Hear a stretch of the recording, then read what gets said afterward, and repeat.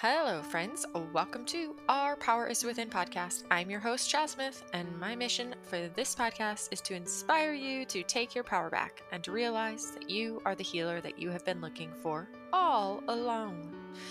Just want to start out by saying how much I appreciate your support. If you are listening and find this content that my guests share with you all valuable, please consider leaving a 5-star rating and a quick review on Apple Podcast. You could also share your favorite episode on social media like Instagram and tag me at Our Power is Within. And you can always click the link in the bottom of the show notes to the virtual tip jar. And speaking of the tip jar, I just want to say thank you once again to all my faithful and continuing sponsors. I also have a new sponsor I would like to send a huge shout out to and a thank you to Linda. So thank you so much. So for today's challenge, I think it's a good one, and Lord knows that I could use this challenge in my life. So I'm hoping you will join me. It's a complaint-free challenge as a little tidbit. I was doing so wonderful at this no complaining thing when I was really committed to DNRS very rigidly. And well, it's been a few years. And as many of us know, sometimes if we aren't diligent, we can default back into old ways. And while I definitely don't complain very often, which I'm super proud of, I have caught myself a bit more recently than usual, focusing on what isn't working in some situations, or focusing on a symptom that's lingering and just being irritated by it, or just even saying things out loud like, ugh, I'm so exhausted. And that kind of has a this sucks attitude, which is complaining. It's complaining. So, as we know, what we focus on, we create more of. So when we focus on what's not working and what's not good, the universe creates more things in our life that, bada bing, do not work and are not good. But when we focus on what is good, the universe creates more of things for us to celebrate. So this week's challenge is a big one for me and hopefully for you. Let's practice not complaining and only speaking good into our lives for at least this week and hopefully ongoing. So, who's with me? If you're down with this challenge, DM me and tell me something that is good. And I'll tell you something that's good. I started my first Florida garden. Whoop, whoop. My Cali garden before I moved was flourishing and very successful. So I'm very hopeful that I will have as good of luck here and that I will also learn a lot more in the process. And the biggest discovery of all is that, holy moly, I absolutely love the feeling of my hands in soil and dirt. It literally might be one of my favorite things. Okay, enough chit chat about me. Let's get into the real reason why you're all actually tuned in today, and that is to welcome our guest. I have Leslie Grasa with us today to share her hero's journey, as she calls it, and what this process of healing has been like for her. It's definitely a fun conversation. We do get into some topics that are new to the show and could be seen as somewhat controversial, but I loved it. Leslie shares with us her experience of using legal psychedelics as in assisted therapy to assist her in her journey, and she talks with us a lot about how she pairs this with brain retraining, which is really rad. But she tells her story better, so I'm going to go ahead and get into it, introduce her to the show, let her share her story, and please enjoy. All right, Leslie, thank you so much for being here with me today and everyone listening. Oh, I'm so happy to be here. Thank you so much for inviting me. Indeed, indeed. So I know that you are coming on today to kind of share testimonial, and if I remember correctly, I had reached out and you had volunteered to share, even though you feel maybe your story is not complete yet, but you've definitely probably, like many of us, gained so much insight and wisdom through the experience that you've thus far had, correct? Yes, that's it Yeah. exactly. Yeah. hmm Okay. So I think I'm going to open the floor then for you to just kind of introduce yourself, share a little bit about your story, and, just set the scene. Let us know where you've been, what you've come from, and what you've been doing and what you've been up to and what's been helping you along the way. Oh, great. Thank you so much. So I was I've been, even though I came to DNRS about 14 months ago, and that was the first time I'd heard the words limbic system impairment. And it was actually a doctor. I was dealing, with some health things as we do, and trying to find, if I find the right doctor, if I find this right thing, I will be cured. And I found this doctor, and I just was doing the free 15-minute consultation, and he was listening to me talk and all the things I tried, and he said, I'm happy to try to help you, but have you heard of DNRS?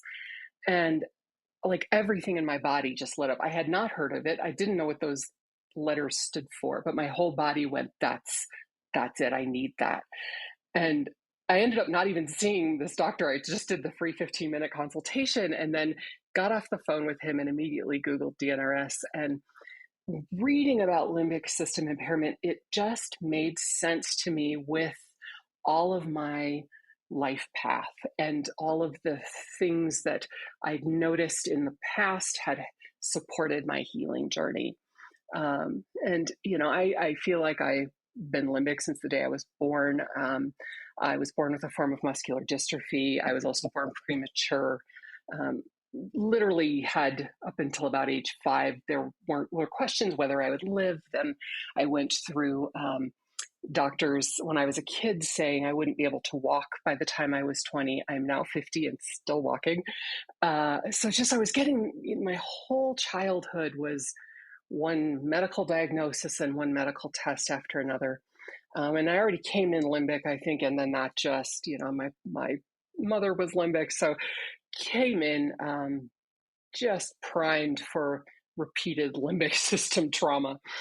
And as I got into my 20s and 30s, so as a kid, I had intense surgery on my feet that has helped keep me walking, but created a ton of pain.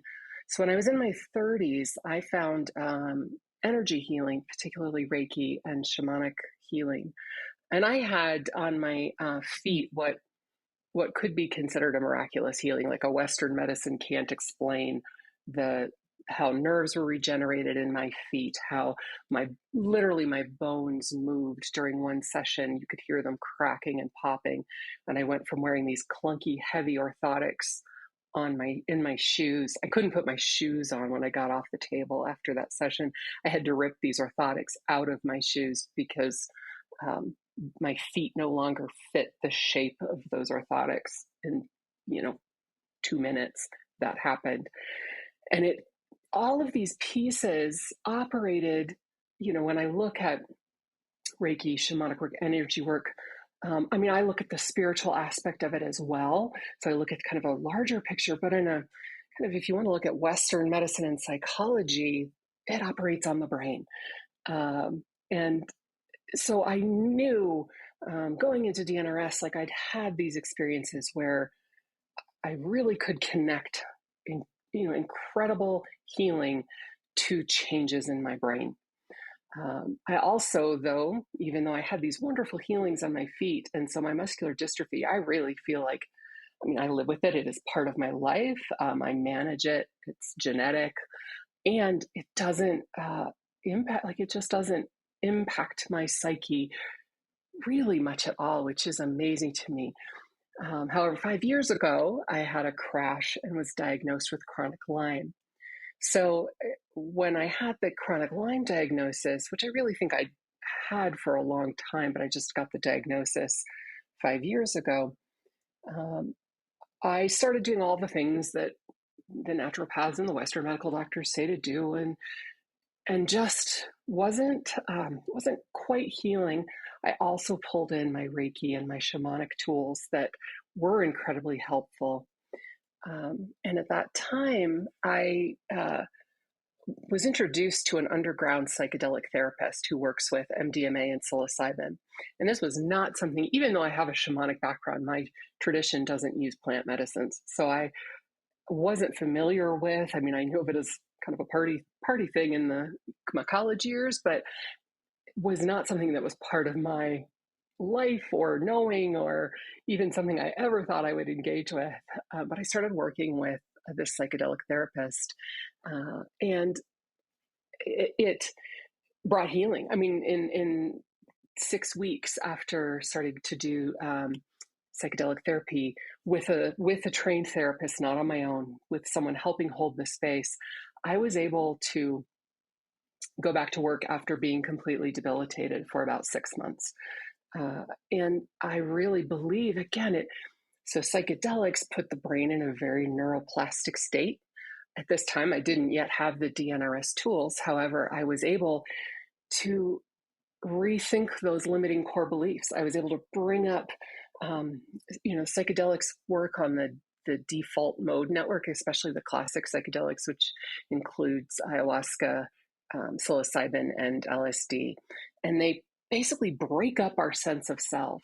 And then after, during a session, especially when you have support, I would always encourage people to, if they ever want to engage with these medicines, to do it with support, because that therapist can help. It's not traditional therapy in a sense, but they're aware of the kind of keywords of the psyche, and they can help as kind of the brain comes back online. You're creating a new story, telling a new story about your body, about your health, about your life. And so it's neuroplasticity, and so when I found DNRS, it was like connecting all the dots. It was like, yes, the shamanic tools can help put the brain into alpha and theta state, which helps us process and create new patterns and new ways of looking at ourselves in the world. Psychedelics do the same, DNRS do the same. So I just began to find, it's like all pathways were leading to the brain. And so that has been my passion for the last, well, really my whole life, but especially the last 5 years of really digging into how we heal, how these tools support us, and how redefining who we are. I really love narrative theory, where we step back and look at our life as a story, and we become the narrator of the story. Leslie went to the store, she did this and that. And when we do that, we can tell a new story. Are we putting ourselves as a side character in someone else's story? How can we bring ourselves so that we're the hero in our own story? And I mean, I love the title of your podcast, that our power is within. And I absolutely agree. And to me, story is the way we claim our power. And then that in turn rewires the brain. So DNRS tools help us tell a new story, change those old beliefs and give us a new template to operate from. And that supports healing on all levels. And so that's where I am now. And I'm, I've been in the program for 14 months. I've had huge shifts. It's brought about a lot of awareness of old trauma that I'm able to process in a way that I've never really been able to before. I do use currently ketamine therapy as a support, and ketamine is another type of dissociative medicine that actually helps create new synapses in the prefrontal cortex. So whenever I do a session, they last about an hour and a half.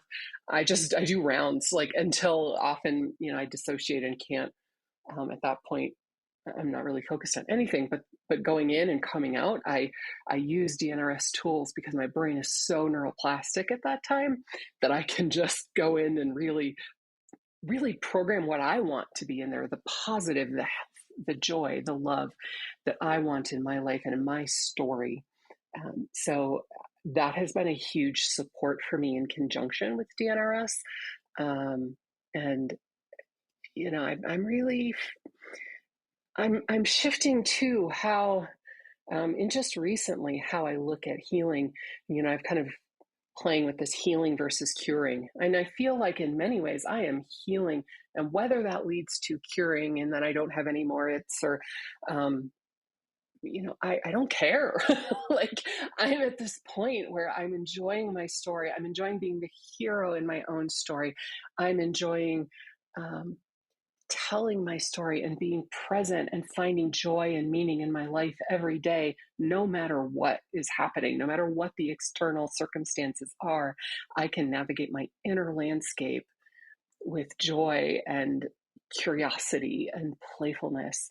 Um, so that's where I'm at now, and I will. I'm still absolutely still using the tools. Still say I'm retraining. My brain is a work in progress, and I'm excited to see where it goes from here. Okay. Yeah. Well, this is definitely a first. Lots of people use DNRS and then they have other tools and modalities, but definitely the first time I've heard someone explain the use of, ketamine in congruence with DNRS. Very cool how you combine the two. I'm so curious. Was this something that you did from the very beginning, or did you strict DNRS for a while before you brought the ketamine into the experience? I did strict DNRS. Let's see, for about 8 months, Okay. and really had some huge shifts. And then what I had a reaction to the COVID vaccine where that was kind of, I could feel I was maybe starting to go into a Lyme episode. And this ketamine kind of presented itself. And I just go so intuitively. And I just said, that's what I need. I need ketamine. And it, you do kind of a front load with 6 sessions of this kind of a standard course, and you have steadily increasing dosage. And by the end of those 6 sessions, in conjunction with DNRS, like I said, I felt amazing, and have had lasting benefits. Gotcha. And so when you are using that with an assisted therapist, they really like they assist you, but then they kind of let you have create whatever experience during that hour and a half that you want, where you decided to incorporate your DNRS tools and visualizations. Yes, pretty much any psychedelic assisted therapy is all client led. It is all, in fact, we often use the word participant. I'm now training to also become a psychedelic assisted therapist. And it's all client led, it's all participant led. And the therapist is just following and maybe reflecting back, or kind of noting, or just supporting the journey, but they're following. And they may, then you can do integration sessions when you're not on the medicine. So between kind of medicine sessions, you can do more traditional therapy sessions. And then the therapist might say, when, during the journey, you said this, or this came up, and how is that now? So then you're kind of doing more traditional therapy processing of the experience. But it's all done with a core belief that the client, the participant, is the expert in their own experience, in their own body. They're the hero, and the therapist is supporting that journey, not trying to fix or impose or change anything, but allowing the participant to find their own journey and their own story. It's a beautiful process, and so incredibly empowering. Awesome. And you had not done it prior to this 8 month mark in DNRS. Like you had not done it in the past, or had you also done it prior and then decided to incorporate it into your brain retraining? I had done other forms of psychedelic therapy. I had Right. not done ketamine. So ketamine Gotcha. was new. Gotcha. Mhm. And in your experience, because you've tried like all these different things, and in each one, in each encounter, you said that you definitely experienced like a lot of healing and improvement from it. What for you differentiated, or like what drew you into continuing to still seek for more answers? For example, going to this consultation with the doctor, which led you to DNRS. Like, what do you think was the limiting factor in why the previous modalities that you used helped you with healing certain things, but not others? I think I didn't quite understand why it was working. I didn't quite get in DNRS, the pillar one. I didn't get that it was it was like I put the pieces didn't all really come together until I found DNRS. I was solely operating on like an intuitive knowing to follow these other paths, but I wasn't getting the brain connection yet. It was, I kind of learned along the way, but I was following just literally a gut knowing I need to do this. I don't know why, but I need to do this. And then it would help.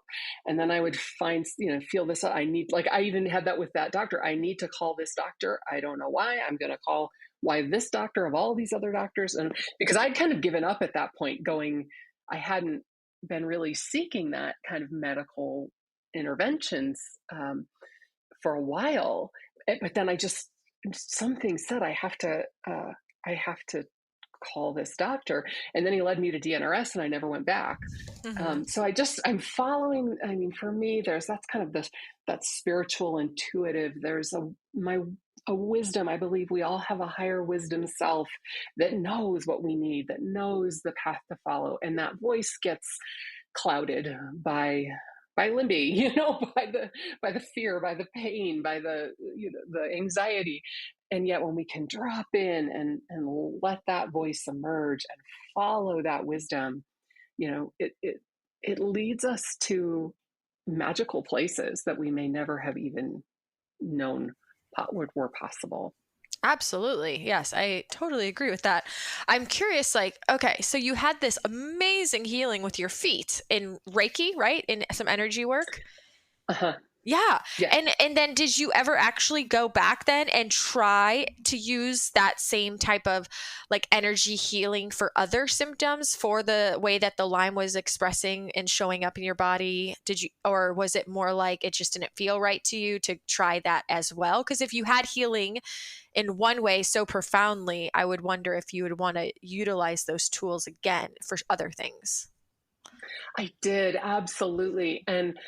And it didn't, it wasn't happening. And I went into shame and guilt and why, and the questioning, and I I ended up going into such a tangled emotional state with it because I couldn't understand. And I got to a point where I would even start to do Reiki, and I would get really activated.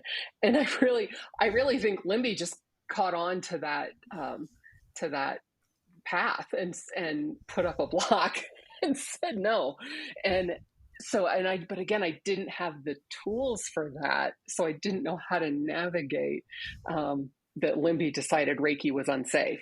And I kept practicing. I practiced every day Reiki self-treatment for 18 years. Like it is a part of my daily practice, and absolutely there would be benefits, and I still use it, and yet it didn't, for whatever reason, have that same healing impact. And I've had a lot of grief around that, and I choose to still keep practicing because I know it benefits my body and my mind, and it's a contemplative practice for me.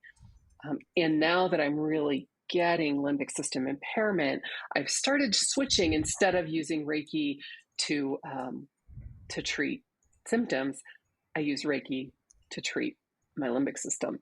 And I have to be real gentle. I mean, it's kind of like talking to a child, like, hey, I'm just gonna rub your back. Like this is how I do Reiki for Limby. I'm just gonna put my hands on my head. I'm just gonna rub my head. I'm just like a little baby, and then I can get in without Limby throwing up alarm bells.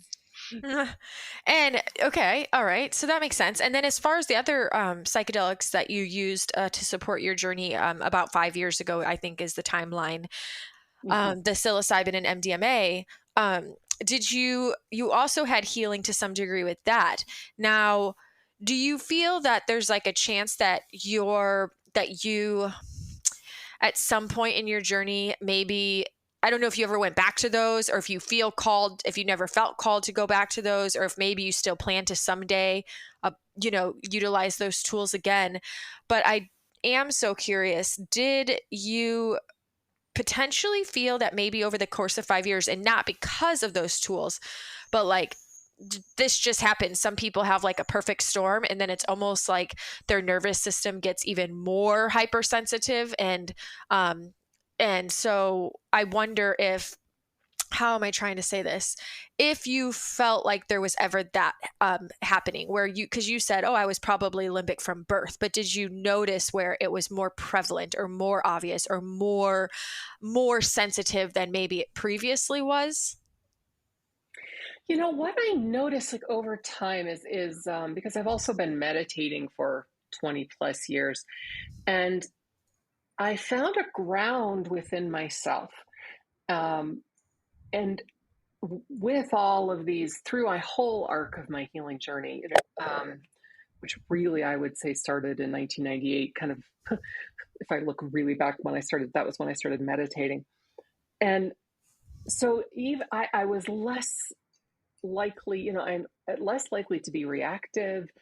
Still happens, but like I found a lot of ground, um, and I still had a lot of its, and I would still have after periods of stress, particularly. Um, and that's one of the other pieces I've noticed. It's and I've never called myself a type A, but I think I definitely have some type A tendencies. I'm about to finish my third master's degree. I mean, if that's not the most like limbic type A thing, like I can't get enough master's degrees apparently, and I'm about to start a PhD program in the fall. And I love learning. I love education. But yeah, when I did the psychedelic therapy 5 years ago, I had lasting benefits. And even when I found DNRS, I wasn't in a big ebb. I just wasn't where I wanted to be in terms of it. And I kept feeling like there was something missing. I had gotten to about 80% healed, I would say. And I wanted that other 20%.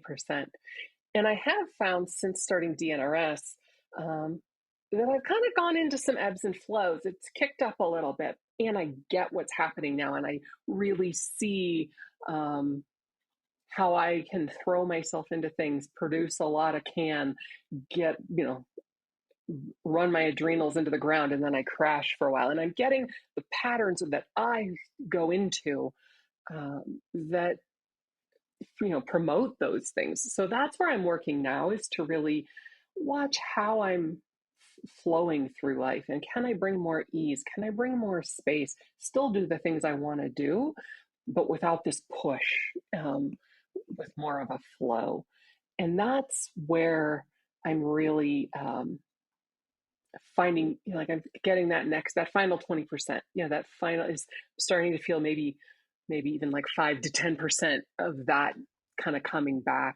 And I still do, not very often, but I still will use other psychedelic medicines to help, because DNRS has brought a lot of trauma to the surface, but in a way that I can hold it, with a container that I can hold. And so I will often use the psychedelic tools to help process that trauma. And I just go intuitively on, well, I think I should try working, with this now, psilocybin today. I want to, or this right now, to kind of move through this particular healing phase. So it's always something that's in my toolbox. Definitely, I was doing it very regularly for a while 5 years ago. So definitely now it's much more on as needed, maybe once a year, other than the ketamine. Gotcha. Okay. And so really you're like utilizing it in a sense to process trauma that might show up from the other tools you're using as you're rewiring your brain. Yes. Yeah. Yes, exactly. Now, in your experience, just because you've had experience with this, in a spectrum, you had experience with this 5 years ago and more recently, do you feel like it's, I guess, do you feel like if somebody was extremely limbic or very hypersensitive, or their nervous system was very dysregulated, that would really be the right route for them at the time? Or do you feel like there's value in regulating the nervous system before approaching these other more somewhat intense tools? Yes. If someone were in that state, I would recommend MDMA, which is kind of on track to become a legal medicine for PTSD, hopefully next year sometime. Um, and it'll be approved by the FDA, and it's in clinical trials right now, and the results are astounding. Like the FDA can't deny the healing impact of these medicines. And MDMA, which is kind of the more commonly known as ecstasy, when used therapeutically, it really helps calm. It brings in basically dose, like it floods the body with dose, and your brain learns. It helps the brain learn, oh, this is what we want. This is normal. I might not go to some of the other psychedelics immediately with or someone who's really highly in an active limbic state, but MDMA can be a really powerful process. When I started, I was in a crash and I literally could barely do anything, and I just would lay on the floor in a state of dose, and it was amazing to be like, I'm okay, I'm sick, but I'm okay. And that's where I started to learn, oh, okay, I'm okay. When my brain started to get a sense of safety, and that, oh yeah, we are fine. So I feel like MDMA is a great place to start if someone's in that. And like I said, it will be legalized hopefully within the next year and a half. Yeah. Aren't they in stage 3 already of the clinical trials? Yeah, yep. Yeah. And they're like, it got a little held up because of COVID, but Mm-hmm. they're back in Back now, on and track. yeah, back on track. And it's yeah, they can't deny the results. I mean, it's incredible. Mm-hmm. Yeah. I've read a lot of studies and stuff on it, kept up with it. It's the love drug. Yes, it the, is. the learn how to love This yourself drug. and the self-love, I remember one session in particular, I called it the stuff my mother said session, and my mother was a lovely human, but she said things that didn't help me. And so, like, you can't, your arms are too fat, you can't wear short sleeves, or sleeveless shirts. And so I remember through the whole session, I just would repeat those things, and the therapist would write them down. And so but at the end of the session, we had this long list of just these things, like your teeth is crooked, you need braces, like just these things that landed in my body. And my mother's no longer with us. I love her dearly, and I just, all these things that she had said, that stuck in me in a negative way, that I had taken on for myself, that my own voice would repeat, like, you can't wear your hair up, your face is too fat, and anytime I looked in a mirror or tried to wear my hair up, now my voice was saying those things. So for this whole session, for a whole like 5 hours, I just repeated these things. And at the end, she burned the paper in front of me.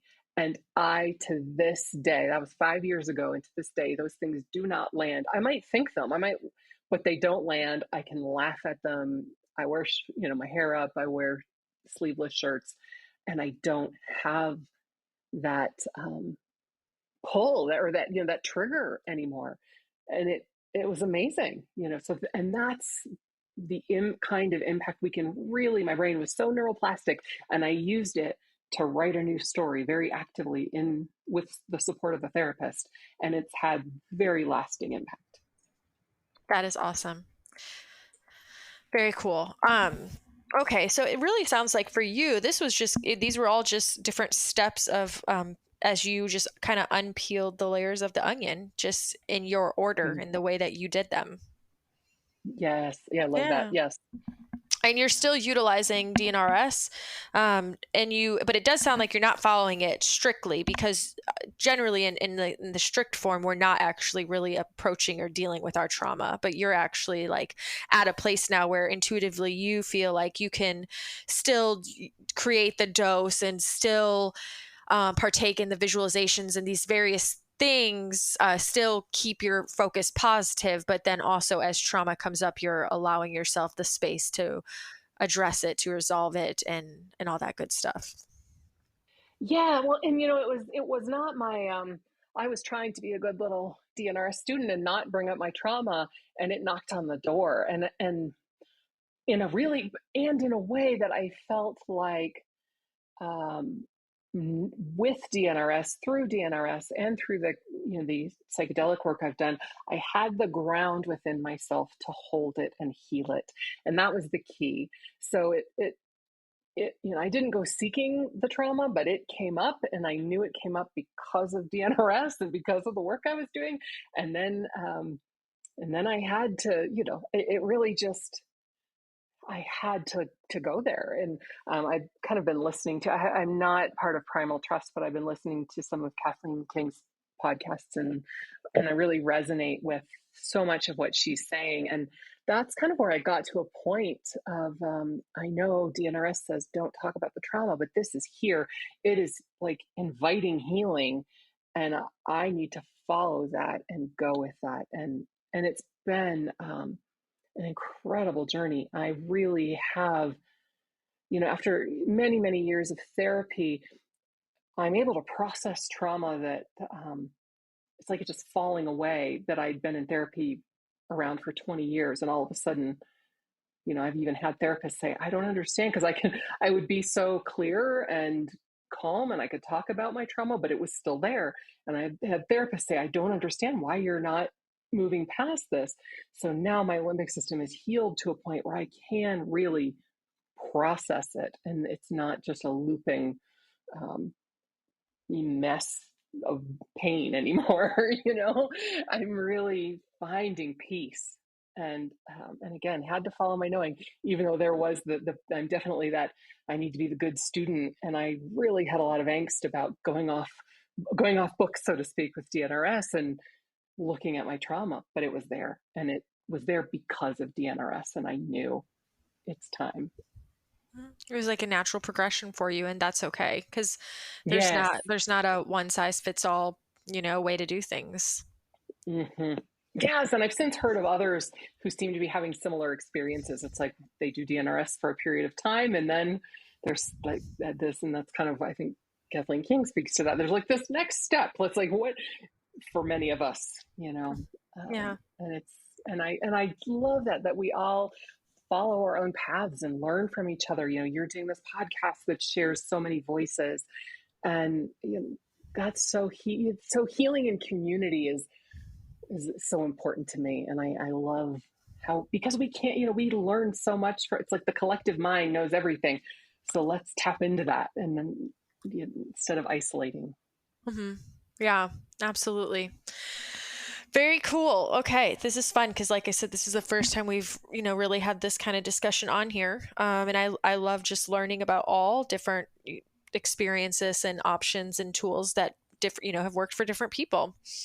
Um, what do you feel like where you're at today, do you feel like this is like you're on the path that you're going to be on right now? Like you're still on path, like DNRS, ketamine sessions, you incorporating the DNRS principles and tools into your ketamine sessions. Like as of today, is that where you feel pulled still? Or do you also feel like there's been pull into other directions or just incorporating other principles or practices as well? Right now, this is kind of my call my like my maintenance and continuing path. Like I'm on maintenance doses of ketamine in terms of their terms, and then continuing to do DNRS. I've also really incorporated laughter yoga recently, which I Fun. fell in love with. I didn't, I hated it for like 2 months, but I'd heard so many coaches at DNRS say it changed their healing journey, and I kept going. And then one day woke up and said, "Hey, I've got laughter yoga today," and I was so excited. And so now I'm actually training to do the leadership training through Laughter Yoga International. So that's become a part of my journey. So and that's again like I'm just following my intuition, and that will continue to be my path. And working with like narrative theory, where I that is, which to me is all part of it. Narrative theory is almost the overarching umbrella, and then everything, all these other tools, DNRS, the psychedelics, my shamanic work, my Reiki, are all kind of under that. It's how I'm telling my story. How am I reframing my life so I'm the hero of my story? No matter what anyone else says, I'm letting go of their perceptions of what my story should be, and I'm telling my story for me. And that's my driving principle. And then these other pieces are just powerful tools under that. And then I just follow, like, I love, there's the hero's journal, which I just got. It's a journal that I was on Facebook, one of those Facebook ads. I think it was the only one I've ever answered. And it's amazing. It's this journal that lets you put your life in terms of a hero's journey story. And so I'm loving that right now. And I feel like that's a new tool. And I bring that in combination with my rounds and with my other tools. So that's where I'm just following my intuition. But yeah, like I guess my main tools right now are DNRS and ketamine, and then with this overarching vision of I'm creating a new story that's really great and that I'm really excited about, and it's really fun. And that's awesome because that's part of healing too, right? Is like being excited, like waking up and being excited Yes. for what you're going to be doing today and having passion and having fun. It's all part of it. Yes, and it doesn't matter how my body feels. That's it's and I know DNRS always says take the emphasis off the it's, and that's where I'm really getting to that. I can create a life that is meaningful and joyful. I can create a story where I'm a hero going through life, conquering dragons, fulfilling quests, and it and I can do that from my bed, or I can do that on a walk. I can do that anywhere, and that's a huge reframe that I'm kind of really currently downloading is that piece of doesn't matter, like, one, I don't have to wait until live my life when I'm healed, whatever that means. I can live my life now. I can live a joyful, meaningful life now. I can hold that vision of healing, and whatever is I'm experiencing right now, I can be a hero on a quest, enjoying life and telling a great story. So it's not letting go of the vision of maybe one day I will be fully cured. Yeah, and that's, I think I mentioned earlier, healing versus curing. To me, I'm healing, and then maybe curing will follow. Maybe then all my its will be gone. Great. And right now, I feel I'm healing because I'm enjoying my life and I am following my bliss. As Joseph Campbell said, I love Joseph Campbell, the anthropologist who kind of talked about hero's journey work. And that to me is healing. And what I'm, that's where I feel like I'm solidly on that path. If there's anyone out there listening right now that's like thinking in their head, oh, well, she must not have as bad of its as I do, or she must not have the same symptoms as me, or she must not be as limited because I can't go do these things. And so they're still stuck in the I can't create the life of my dreams, or I can't follow my bliss until X, Y, and Z is gone. What insight could you give them on what that looks like? Like, what does that look like to, because what if somebody's idea of bliss is involving climbing mountains and they can't do that right now? You know what I'm saying? Like, so how does Yes. somebody begin to on a shift their entire perspective to follow this bliss and create this life, as you said, from their bed, from walking, from wherever, in spite of? Mm-hmm. At first, I just would want to give them a huge hug and say, "I feel you." I have been there. When I had my crash 5 years ago, I was in bed, felt like I had concussion symptoms, couldn't handle light, sound, couldn't read, couldn't watch TV, couldn't listen to podcasts, couldn't listen to anything. I was in a dark room for 6 months in bed, 20 plus hours a day. Um, Chronic pain and inflammation, brain fog. I had so many supplements. I had to have a friend make a chart to tell me when to take all the supplements, because some were with food and some were not, and some were morning, some were afternoon. And my brain couldn't puzzle that together. Um, so when I was in bed, I, there's an eye practice. I have a master's degree in theater, and an amazing avant-garde dancer named Barbara Dilley created these 5 eye practices, and you're basically looking at perception. How do we perceive the world with our eyes? And it's closed eye, where you kind of peripheral vision, infant eye, where you kind of look at the world like you're seeing it in a new way, looking at the spaces in between things, and looking directly at something. And I would literally just lay in bed and practice these eye practices because that was all I could do. And some days it was just closed eye for a long time. But I became curious about that. What is this experience being in bed? And it was hard. It was not easy. I do not say it was. It was a choice that I made because that's what I could do, was to be curious about being in bed and being in this space, this bedroom that I was in, and how could I see this in a new way?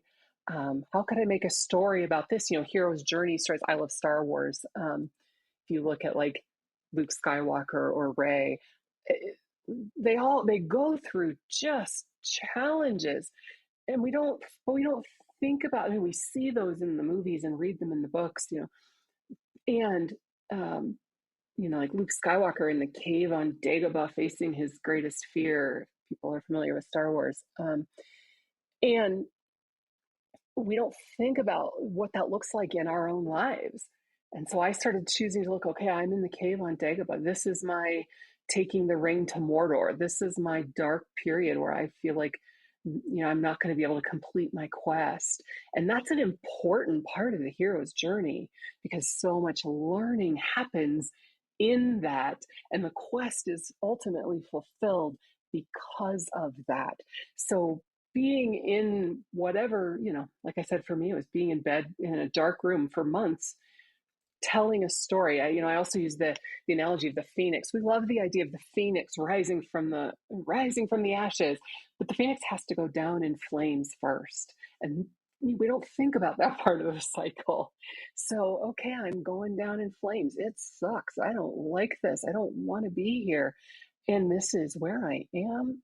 So let's see what's here. I'm going to look at things. I'm going to reframe my story and see this is the juicy bit that gets me to the goal. And it takes work and it's a choice. It was a choice and a practice.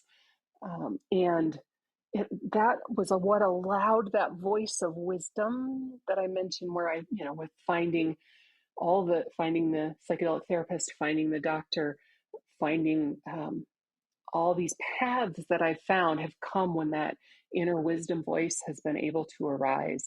And when we can find a place to be curious, even in the darkest moments and the most painful moments, if we can allow some curiosity, that wisdom voice can arise. And then we can figure out what are the next steps that are going to take me to my quest fulfillment, to my healing, to my curing.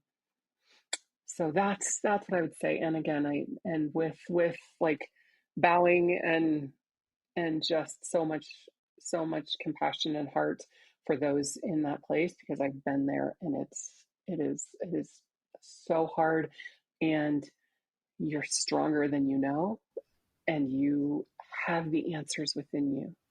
Mm-hmm. Yeah. Even when it doesn't feel like it.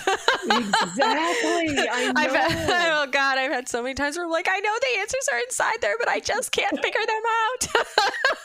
Somebody else just tell me. No, no, Yes. Oh, no. yeah. Somebody else disempower me, please. No, I'm kidding.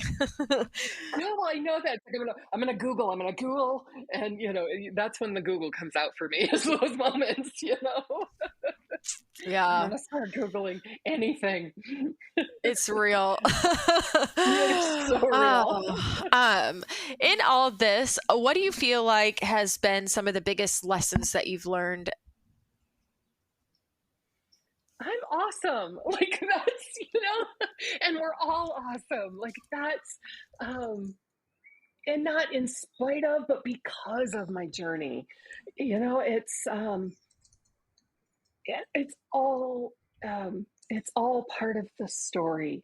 That reframing myself as a hero and allowing, letting go of other voices trying to, that I need to be this for this person or that for that person, and being me and not knowing what the heck that even meant, still learning, and the journey is so fun.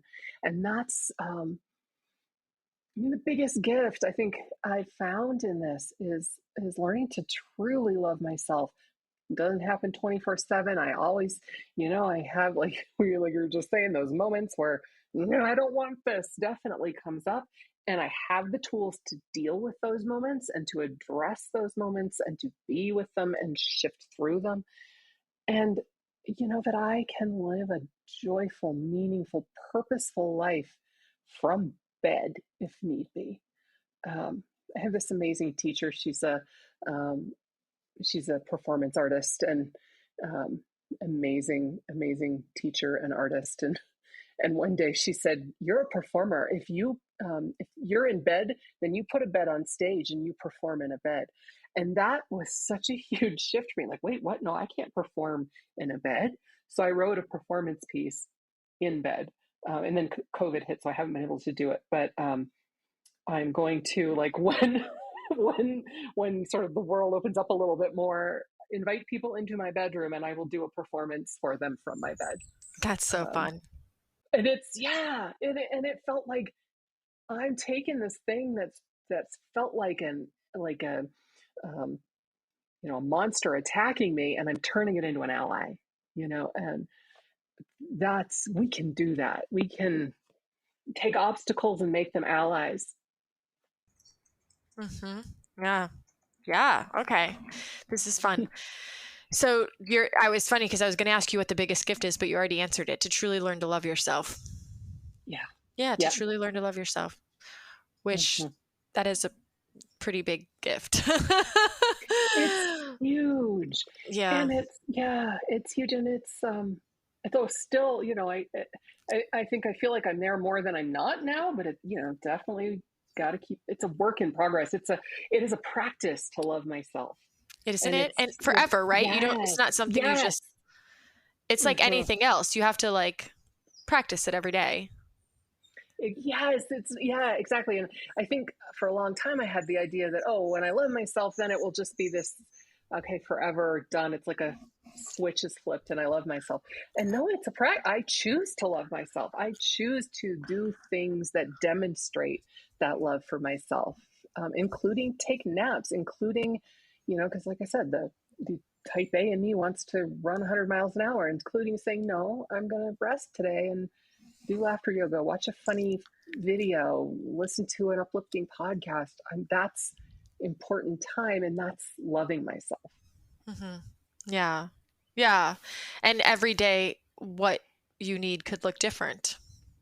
Exactly. Yes, exactly. I had recently started writing down my day, and I was so resistant to doing that because it felt very kind of like a way of the old way. And yet I'm noticing I'm putting, like, so on my calendar, I put in, 10 minutes of working on this, say like my master's thesis versus 6 hours. I'm going to do 10 minutes and then I'm going to do something fun. I'll take a walk. I'll, you know, do some laughter yoga.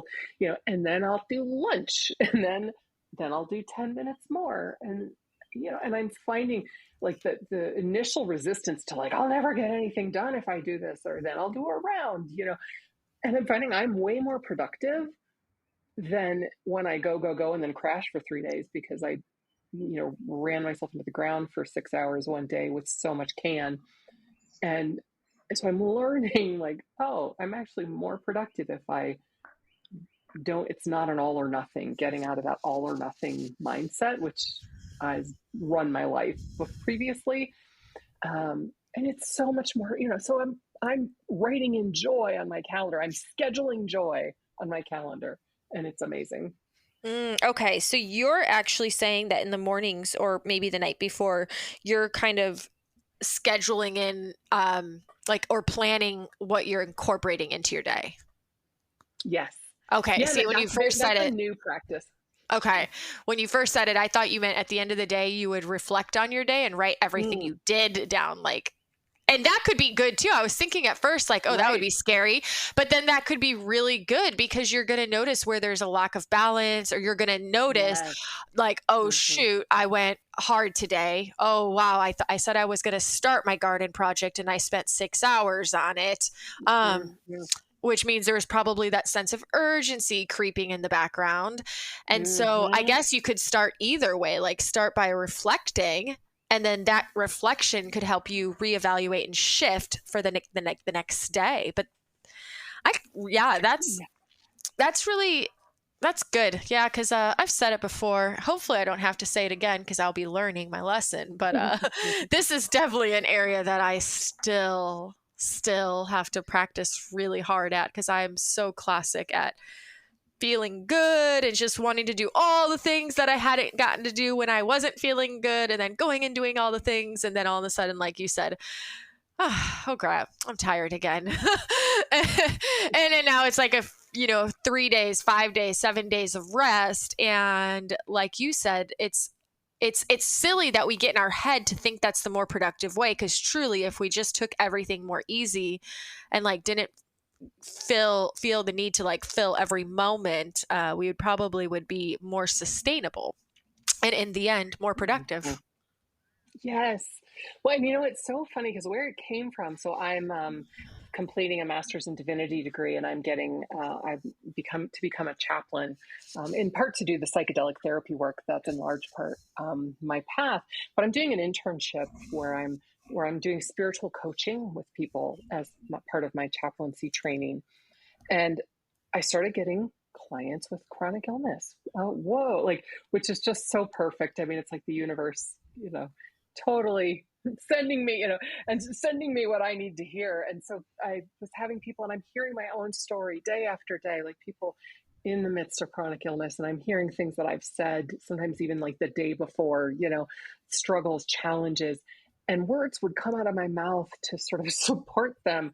And initially I started wanting to send everybody to DNRS, and then they'd say, well, I want to work with you. And so I'm like, okay, well, what do I give them if they're not going to go to DNRS? And I started kind of sharing some of these things, but these words would come out of my mouth, and it felt like it was another entity. I'm channeling something, and as words are coming out of my mouth, I'm thinking, you need to hear this too. You need to hear this too. And a lot of it was this, like, hearing this pattern that is, I think, so common for those of us limby folk, that of both, I'm gonna go burn myself out and then crash for 3 days, and then I started the garden 3 days ago, and now it's like all dying because I couldn't get out to do anything with it for 3 days. And so it's like starting over, and it's like, okay, what happens if we spend 10 minutes on the garden?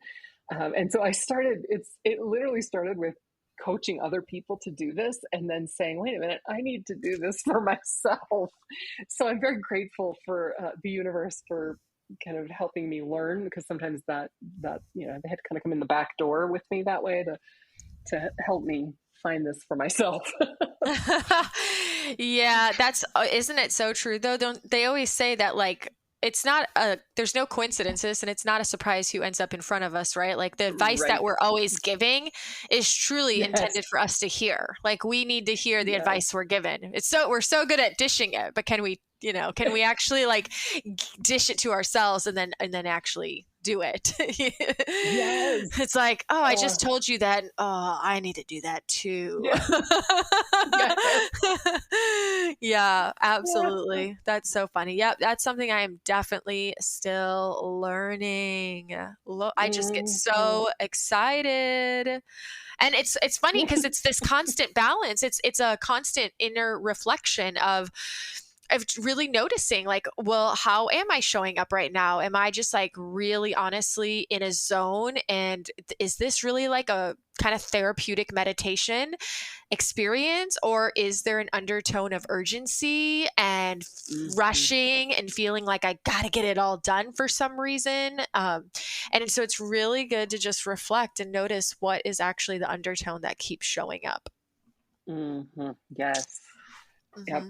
And learning for me, I think it was just, a few weeks ago, I had done a lot of laughter yoga that day. And then I did an evening class, and I felt it was the first time that I could really track in my body that I was in parasympathetic. I almost felt like drunk, like dopamine drunk, like I was, and it was so amazing because I don't remember the last time I was in this state. And the only thing I could think of is being a little kid and having my best friend spend the night and talking till 2 a.m. and we'd be kind of falling asleep, but didn't want to stop talking. And one of us would fall asleep and then the other would say, okay, I give up. And we'd finally drift off to sleep. And it was that, but that was the last time I could remember having this so relaxed, truly rest and repair feeling. And it was so great because now I'm like, okay, I got it. I know that somatically. I know that in my body, what it feels like to be in parasympathetic. And that was just a few weeks ago to really track that and to realize, wow, how long have I been in my sympathetic nervous system?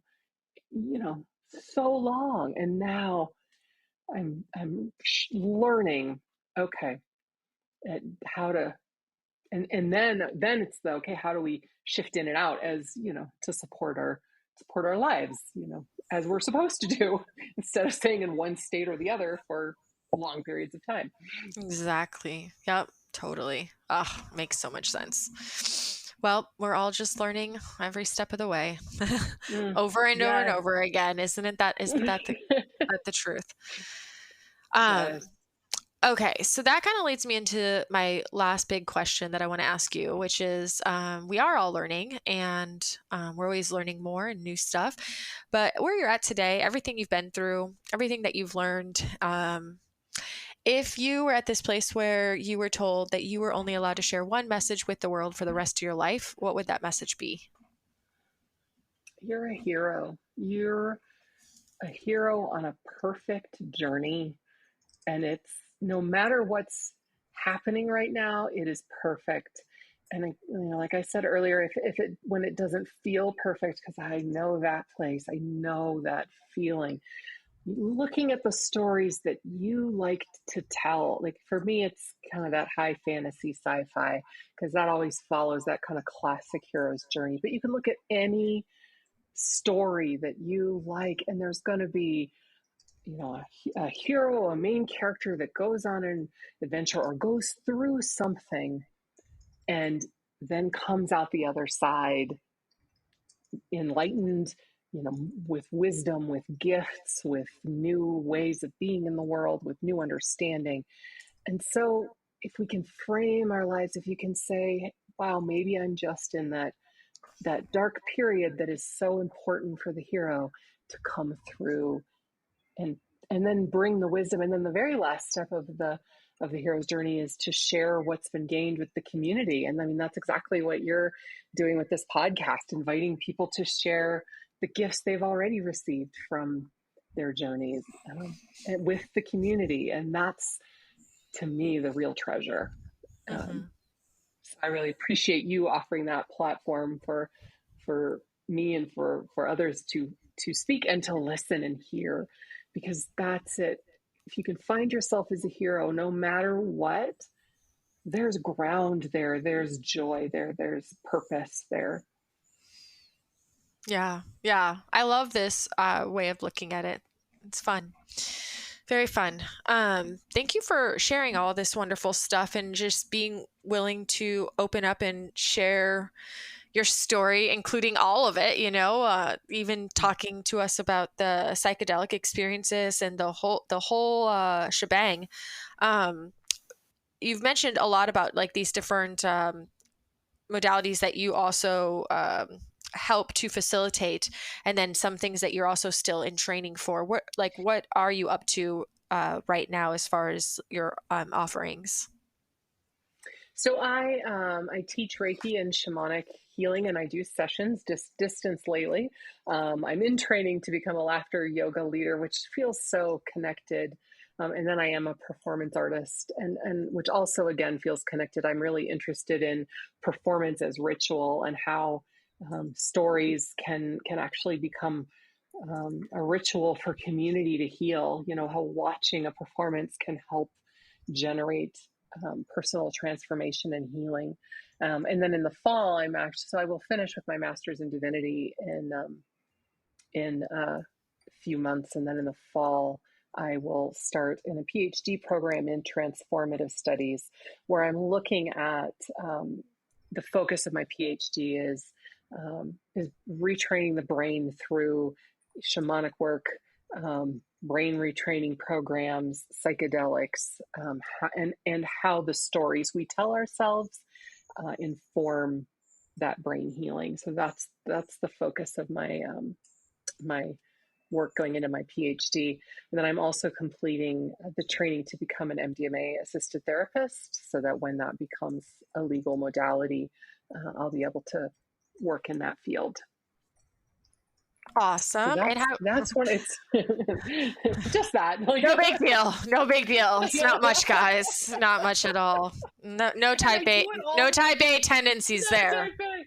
But I will say I do most of this from my bed. And that's the amazing thing. I do, with COVID especially, everything's gone online and I'm able to do this. So I'm doing a lot, and I do a lot of it from bed.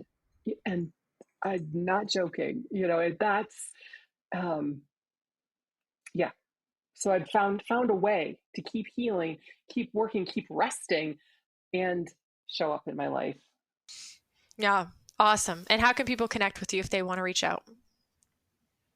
So if you go to somaticspiritualcounseling.com, I'm one of the practitioners on that website as a spiritual coach, and it gives my contact information. It's also, the email is Leslie, Leslie, at somaticspiritualcounseling.com.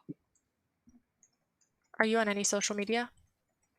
I'm on Facebook. I really, I can get so sucked into social media with Limby. So I try to limit, and I know it's the way the world is going right now in terms of getting messages out. So I'm kind of navigating that for myself, but I am on Facebook. Okay. Yeah. Well, I think I'm on Instagram too, but I never check it. Gotcha. The fact that you're not like present on the social media all the time is probably why you have time to do all these other things. Yeah. Yes. Yeah. Mm-hmm. Yeah. I just, as we're recording this, I just took like a 10-day fast from social media, and it was super spontaneous. It was just like, I need a break. I'm overstimulated. I like really need a break. And I was like, that's it. I'm just taking a break right now. It was like not going on social media and saying, hey, I'm going to be offline. It was like, I'm just not opening it back up until I feel ready. So yeah, even before I knew about limbic system impairment, I would notice that adrenaline rush of being on social media, and I chose to limit my interaction. I had to do that similarly recently with games. I realized I was using a lot of like games on my phone, and I was like, well, I think I'm getting some can here. Like, I know for some people that can actually be a healing, uplifting thing to play games. But for me, I was just noticing I was getting a lot of dopamine too, but a lot of can.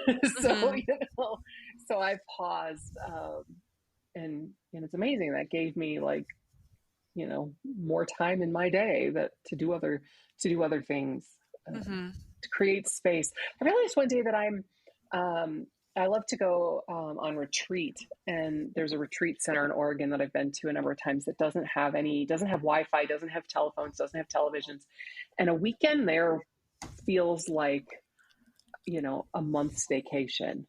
And it's because I don't have that constant, distraction and so I've been really learning, how can I create that without having to go to Oregon and live in a cabin? Right. How can I create that in my life? Absolutely. Yeah. I think I was noticing that I love camping for multiple reasons, obviously just being in the energy of nature is so powerful. But one of my favorite places I've ever camped had absolutely no service at all. And I feel that one of the reasons I loved that experience the best every time I had it was because I didn't have any temptation. It was just not an option. Nothing. Yes. There was no computer. Yes. There was no phone. There was no anything. And it was literally just like, I always thought I'm unplugging from electronics and I'm plugging into the earth. And I just, it was so restorative and rejuvenating. And I've asked myself the same question. Okay, well, if I can't necessarily get out into a camping element free of all this, how can I create more of that in my day to day? So yes, I love that. I'm unplugging from, I think you said I'm unplugging from electronics and plugging into the earth. Yes, I love that. Yes. Yeah. So yeah, for me, it's just like, can I practice that in, doses throughout the day or when I go to the Hmm. beach or things like that. So it's an experiment. It's definitely a learning curve for sure, which is just all the more reason for everyone who's listening to just have grace for yourself, because we're all Yes. just figuring it out as we go along. And sometimes we'll realize we did a little too much and then we have to back off and we find the middle ground eventually. Yes. And So, exactly. We all have our own path, and we can take tips and ideas from other people, and then we integrate it into our life in a way that works for us. And that's so great. mhm. Yeah. All right, my dear. I feel like I got to ask you so many wonderful questions and get a really good understanding of all this wonderful stuff for people listening. I don't know if there's anything that you like, any last thing you wanted to share that I didn't ask you yet that you feel passionate to mention before we say our goodbyes. Oh, just that I'm really grateful for this opportunity. Thank you so much. And just sending love to all the listeners. And you got this. You are a hero. And I want to hear about your journeys. And yeah. So I'm love that this podcast is available. Share your stories. Your Yeah. story has value. Right? Thank you. Tell them, like, share your story, even if you're not this quote unquote idealized Yes. version of recovered, because it doesn't even exist. So, yeah, so many people are afraid that they haven't reached this point in healing where they're worthy of sharing their story, but their stories are still valuable and inspiring and helpful. So, yes, I'm glad you Yes. mentioned that. Yes. And I want to hear them, and I know others do too. So Exactly. you have at least one person, well, two, because it's the two of us in your Yeah. audience, you know. Exactly. Exactly. And you'll have many, many more who want to hear your stories. Absolutely. Well, thank you again for being here, and thanks for volunteering to come on and share yours. Oh, thank you so much. My pleasure, and it's been an honor. Thank you. All right, that's a wrap. And as usual, my goal and hope in every episode is that in some way you're inspired through the messages of my guests, or that you have even a moment of faith where you believe that healing is possible for you as well. Maybe there's a certain message or tool or modality that resonates for you. I really love how Leslie reminds us that we are all our own heroes on our own journey. I wonder, are you at a place yet in your life where you trust that you are your own hero?